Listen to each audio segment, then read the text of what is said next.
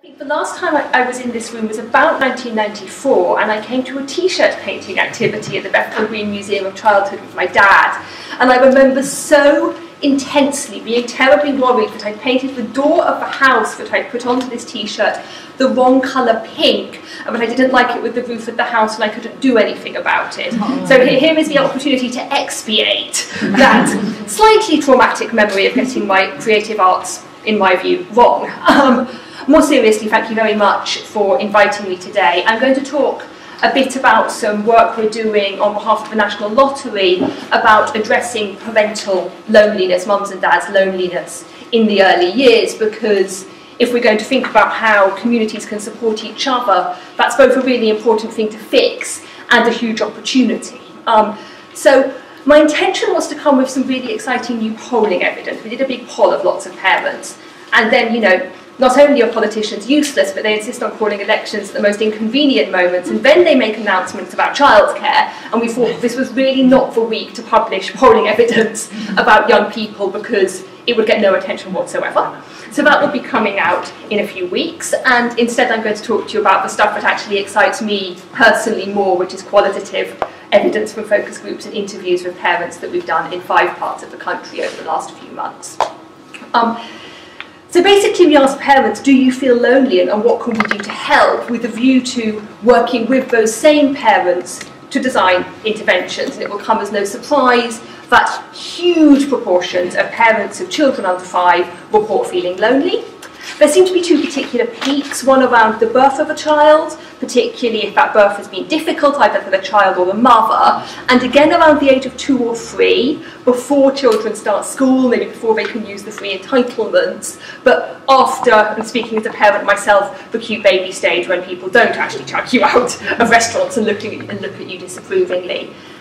And what, you know, almost everybody said that they sometimes felt lonely, that they sometimes felt isolated, that they sometimes felt left out. But statistically, it does seem to be worse for the groups we would expect it to be worst for, young parents, and, you know, some really telling conversations with people who had their children quite young. And of course, fewer people are having their children young now, but that probably makes it harder for those who do. There are far fewer teenage mothers than there were. But their friends simply didn't understand what it was like for them, but they couldn't just go out for a drink tonight because they couldn't just leave the child asleep upstairs, and their partner worked as well. Parents on lower incomes, and as one parent rather nicely put it, and I think you can imagine the swear words into this statement: the only thing that's free is nursery rhymes, and there are only so many times you can sing nursery rhymes with your child. What we didn't really see was that there was a lack of activities on offer for parents. It was more that the activities on offer were in the wrong place. Outside of London, we're so privileged here in this city. Buses.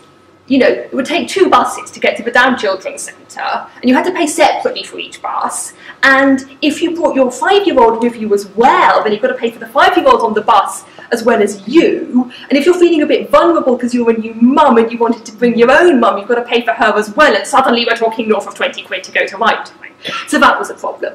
And there were also lots of problems about disability and access, which I'll come on to this more, but it's so frustrating because they could be fixed.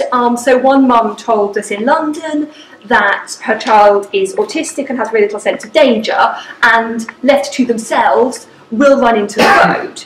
And their local library had doors that you had to push that the child couldn't by themselves push open, and then they moved to automatic doors.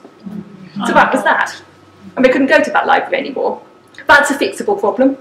Ultimately, as my colleague said, I'll just go and stand by the doors, and I'll stop the child from running out, but someone has to know about that to do it.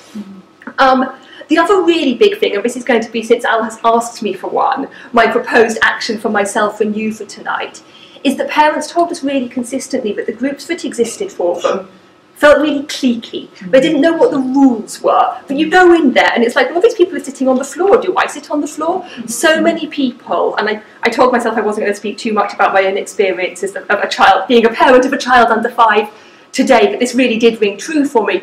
They just walked in, everyone was already talking to each other, and they turned round and they walked straight out again.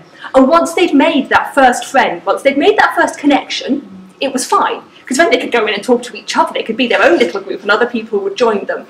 So if you are someone who runs parent groups, or any kind of group really, I would say do not assume anything about the knowledge that the people are coming in. Welcome everybody out the door, and actually people prefer being told what to do. You say, take your shoes off, put them over there, your coat goes over there, you sit there, get yourself a battle, the nursery rhymes start in 5 minutes. Parents really welcome and value that stuff. But the last point I'm going to make, this has been slated as a debate, and I thought I'd better say something controversial, because otherwise it's not really a debate, we're all just going to agree with each other. This is all terribly difficult. We asked parents, both in polling and in focus groups, what would help?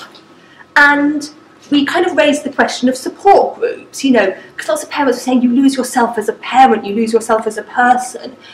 So, you know, maybe we should have support groups for parents that are about parental mental health.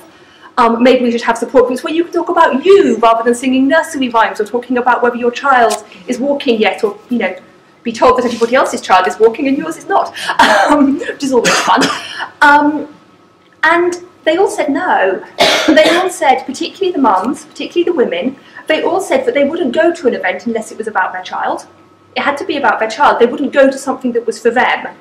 And I think this speaks to something that's concerning, that we've very rightly as a society over the last 30 years really emphasised the paramount importance of child well-being, and we have made parents the primary agents of that well-being. We have made parents responsible. And what we see in time use studies, history geeks like me probably also love these ONS time use studies, and you probably already know them, that the amount of childcare that's been being done by dads in the last few generations has been going up. The amount of childcare that's been done by mums has also been going up. The way that we parent is now very much more intense, and I think there are good things about this, but there's also a very big risk that we stop parents from thinking about themselves, because we insist that all of your mental energy, all of your mental capital, all of your social energy must be spent on your child. And I would argue that that is doing parents a disservice. It is doing all of us a disservice, not to say that you are as important as your child, and the most important thing for your child's well-being is your own well-being, and we can prove that statistically. The most important determinant of how well a child will do, or one of the most important, is the mental health of the parents, and that actually we should be talking a little bit less about children, a little bit more about parents, and in particular a little bit more about mums. Thank you.